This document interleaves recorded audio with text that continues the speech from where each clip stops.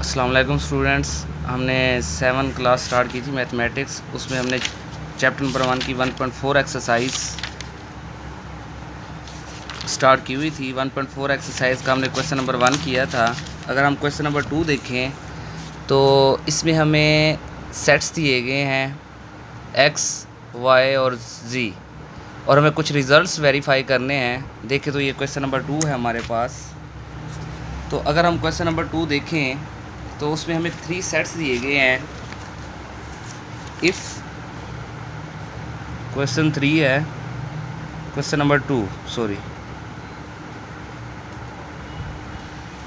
तो इसमें हमें कुछ सेट्स दिए गए हैं। एक्सरसाइज है 1.4 class 7। x is equal to 1, 3, 7, y is equal to 2, 3, 5 and z is equal to 1, 4 and 8। Then verify, जो आपने वेरीफाई करना है इसमें number 1, x intersection y intersection z is equal to x intersection y और उसका intersection आप लेना है z के साथ। आपने ये रिज़ल्ट वेरीफाई करना है। तो इसमें हम अगर देखें लेफ़्ट हैंड साइड पे हमें क्या दिया गया है, हम लेफ़्ट हैंड साइड लेते हैं। Left hand side first of all मालूम करते हैं। x intersection y intersection z जो है हमें लेफ़्ट हैंड साइड पे दिया गया है। तो सबसे पहले जो हमें चीज़ ब्रैकेट में दी गई है, जो नंबर, हम सबसे पहले वो फाइंड कर लेते हैं। फर्स्ट ऑफ ऑल हम फाइंड करते हैं y इंटरसेक्शन z। जब हम y इंटरसेक्शन z फाइंड करते हैं, y की जगह पे y सेट लिखते हैं 2, 3, 5, इंटरसेक्शन की जगह पे इंटरसेक्शन का साइन, और z की जगह पे z का सेट लिखते हैं 1, 4 एंड 8। यहाँ पे ब्रैकेट क्लोज करते हैं। अगर हमें दोनों सेट का इंटरसेक्शन ले, हमने सीखा हुआ है कि दो नंबर्स का इंटरसेक्शन हम जब लेते हैं तो दोनों सेट्स में कॉमन एलिमेंट्स देखते हैं। तो इसमें देखिए हमारे पास कॉमन एलिमेंट्स कौन सा है, 2 इधर है लेकिन इधर नहीं है, 3 इधर है लेकिन इधर नहीं है, 5 फर्स्ट सेट में है लेकिन सेकंड सेट में नहीं है। तो लिहाजा कोई भी एलिमेंट्स ऐसा नहीं है जो दोनों सेट्स में कॉमन हो। तो y इंटरसेक्शन z जो है हमारे पास एम्प्टी सेट आ गया है। इसी तरीके से अब हमने इंटरसेक्शन लेना है x intersection y intersection z। तो x की जगह पे x की वैल्यू पुट करते हैं। x किसके इक्वल है 1, 3 एंड 7। इंटरसेक्शन जगह पे इंटरसेक्शन का साइन, और y इंटरसेक्शन z किसके इक्वल है, एम्प्टी सेट के इक्वल। तो एम्प्टी सेट की वैल्यू पुट कर देते हैं। अब देखिए फर्स्ट सेट में 3 एलिमेंट्स है लेकिन सेट में कोई एलिमेंट नहीं है, तो लिहाजा हमारे पास कोई कॉमन एलिमेंट्स नहीं है। तो आंसर जो होगा वह एम्प्टी सेट आएगा।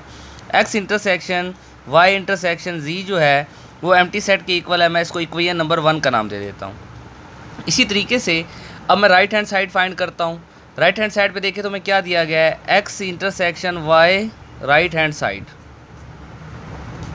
x इंटरसेक्शन y और उसका इंटरसेक्शन लेना है z के साथ। तो फर्स्ट ऑफ ऑल जो हमें ब्रैकेट में दिया गया है नंबर, तो हम वो फाइंड करते हैं। तो x इंटरसेक्शन y अगर मैं फाइंड करूँ, x की जगह पे x की वैल्यू पुट करूँ, x किसके इक्वल है 1, 3, 7, इंटरसेक्शन जगह पे इंटरसेक्शन का साइन, और y किसके इक्वल है, y is equal to 2, 3 and 5।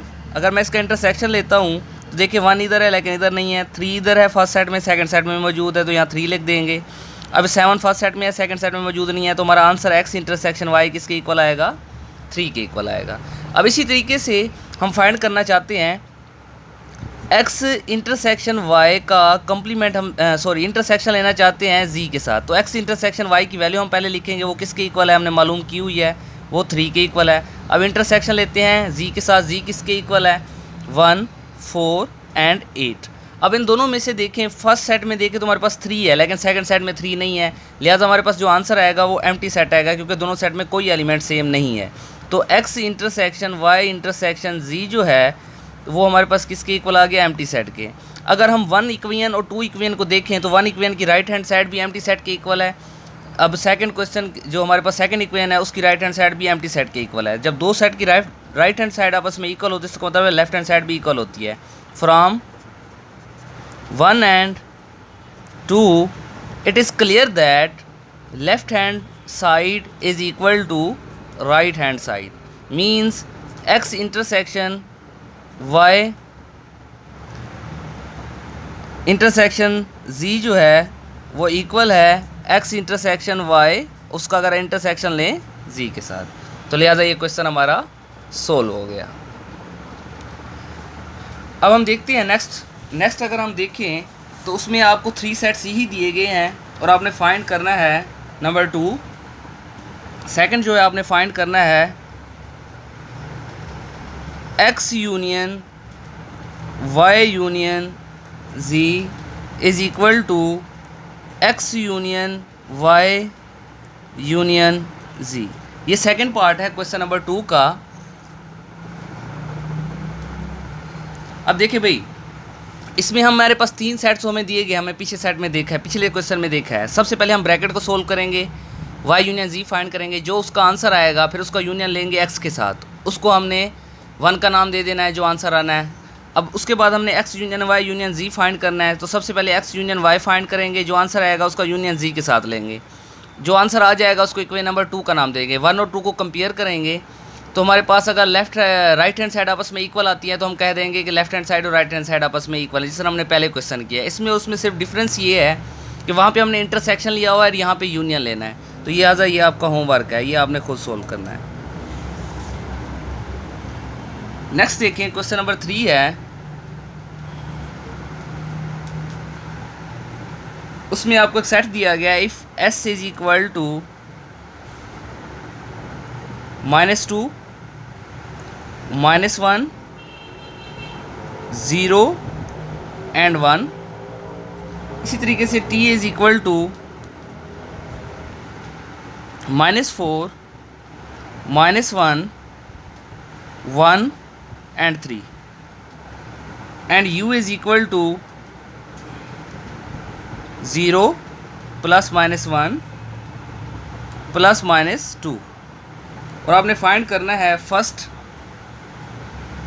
s intersection t intersection u is equal to s intersection t intersection u। तो अगर मैं इस क्वेश्चन को सोल्व करूं, फर्स्ट मैं लेफ्ट हैंड साइड लेता हूँ। लेफ्ट हैंड साइड मेरे पास किसके इक्वल है, s intersection t intersection u जो है मैं फाइंड करता हूँ।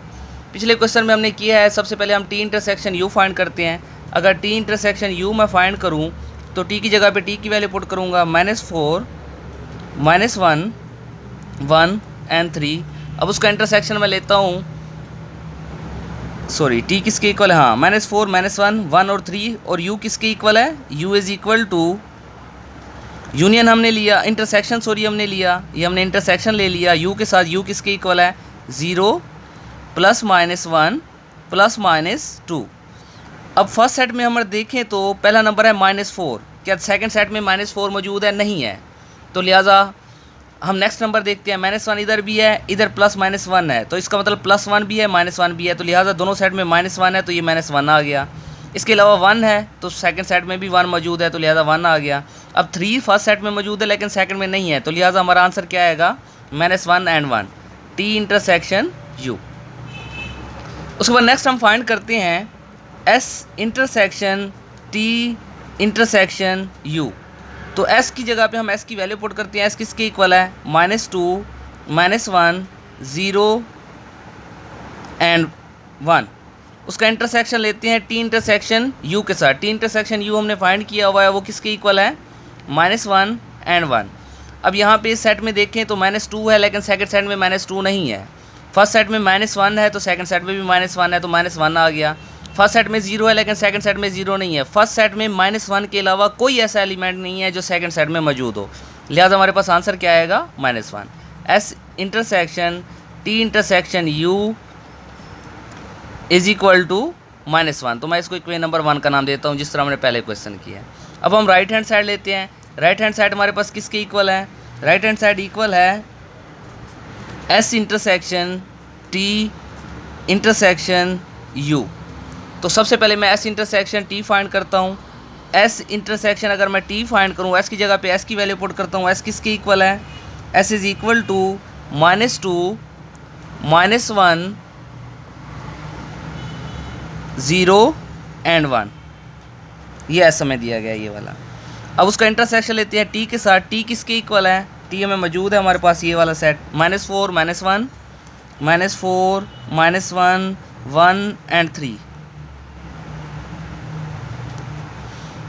अगर दोनों को हम इंटरसेक्शन लें तो देखते हैं -2 इधर है, इधर नहीं है, फर्स्ट सेट में -1 है तो सेकंड सेट में भी -1 है, फर्स्ट सेट में 0 है तो सेकंड सेट में 0 नहीं है, फर्स्ट सेट में 1 है तो सेकंड सेट में भी 1 मौजूद है, तो लिहाजा -1 और 1 इसका आंसर आएगा। तो हमारे पास आ गया एस इंटरसेक्शन टी। अब एस इंटरसेक्शन टी का हम इंटरसेक्शन लेना चाहते हैं यू के साथ, तो एस इंटरसेक्शन टी की वैल्यू हमने फाइंड की हुई है, वो है -1 एंड 1। उसका इंटरसेक्शन हम लेते हैं यू के साथ, यू किसके इक्वल है, यू सेट हमारे पास ये मौजूद है 0 +- 1 +- 2। अब फर्स्ट सेट में देखिए तो 1 है, -1 है तो इधर भी -1 मौजूद है, -1 आ गया। अब नेक्स्ट हमारे पास एलिमेंट 1 है तो देखें ये +-1 है तो प्लस का 1 भी मौजूद है तो ये 1 आ गया। तो लिहाजा दो एलिमेंट्स से जो सेकंड सेट दोनों में मौजूद थे, लिहाजा हमने लिख लिए। तो S intersection T intersection you जो है वो किसके इक्वल है, -1 और 1 के इक्वल, ये 2 हो गया। अगर यहाँ 1 देखें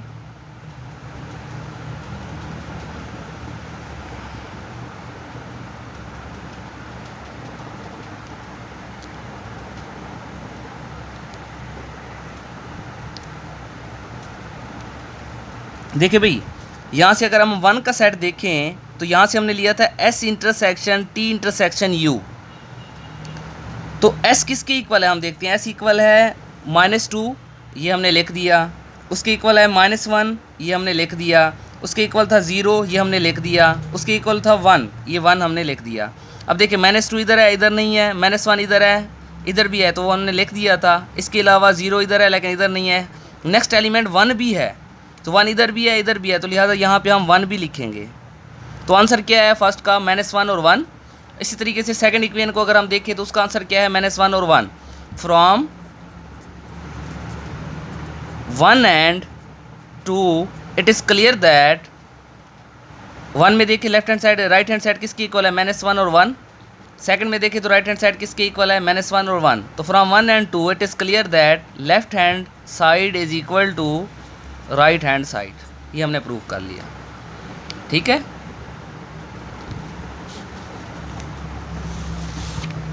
अगर इसका क्वेश्चन नंबर 3 का सेकंड पार्ट देखें, क्वेश्चन 3 उसका सेकंड पार्ट अगर हम देखें तो उसमें हमें दिया गया है S union T union U is equal to S union T, और उसका यूनियन लेना है आपने यू के साथ। तो सबसे पहले हम टी यूनियन यू फाइंड करेंगे, जो आंसर आएगा उसका यूनियन लेंगे एस के साथ। इसी तरीके से अगर हम राइट हैंड साइड पे जाएं तो एस यूनियन टी फाइंड करेंगे, जो आंसर आएगा उसका यूनियन लेंगे यू के साथ। अगर दोनों आपस में इक्वल आती हैं इक्वेशंस तो हम कह देंगे कि left hand side is equal to right hand side. तो ये आपका होमवर्क है। ये हमने 2 क्वेश्चंस किए हैं, इंशाल्लाह कल हम क्वेश्चन नंबर 4 और 5 स्टार्ट करेंगे। थैंक यू सो मच, अल्लाह हाफिज़।